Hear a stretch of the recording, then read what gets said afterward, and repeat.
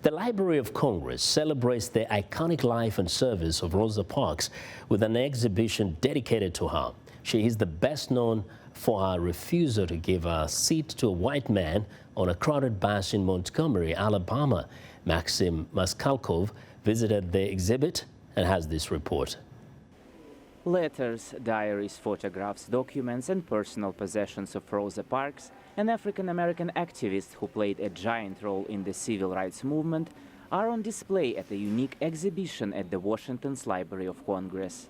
94 showpieces are a small part of a large 10,000-piece collection that was gifted to the Library of Congress by philanthropist Howard Buffett. This exhibit tells the full story of Rosa Parks. Rosa Parks, the seasoned lifelong activist, and Rosa Parks, the woman behind the civil rights icon.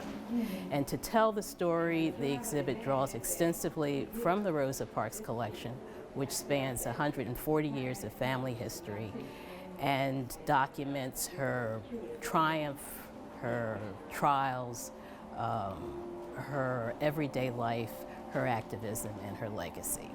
Rosa Parks made history on December 1, 1955, when she refused to give up her seat to a white man on a crowded bus in Montgomery, Alabama. According to the rules at the time, African Americans could only occupy seats at the rear end of buses, and they were expected to give up seats to the white passengers if the front of the bus was full. Parks refused. She was later arrested and fined. But her behavior inspired others to organize a mass boycott of the Montgomery public transportation system. We try to show, as I said in the beginning, the woman behind the civil rights icon, the normalcy of Rosa Parks. So we have a photograph of her practicing yoga on a mat and handwritten notes that she took, instructions on how to do certain positions in yoga.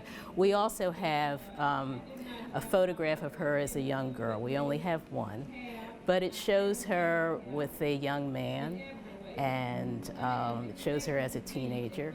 My grandfather always had his shotgun within hand's reach, wrote Parks, remembering her childhood. I wanted to see him kill a Ku Kluxer. He declared the first to invade our home would surely die. The Ku Klux Klan was brutal in Alabama after the World War I, terrifying black families and burning their homes and churches. After that historic day in Montgomery, Rosa Parks became an activist, a role she maintained for the next 4 decades. She took part in protests, spoke out against the Vietnam War and met with Malcolm X and Angela Davis. She was honored with the Congressional Gold Medal and the Presidential Medal of Freedom, the highest civilian award in the U.S. I was certainly alive and a young lawyer at the time that Rosa Parks was becoming famous for her stand against segregation, and the first time that she sat on a bus and refused to give up her seat for a white person was certainly memorable. The history of the boycott and her activism is something that I'm learning about today, and it's really wonderful. Rosa Parks died in 2005 at the age of 92. She was mourned by thousands when her casket was placed in the rotunda of the U.S. Capitol. Maxim Maskalkov for VOA News, Washington.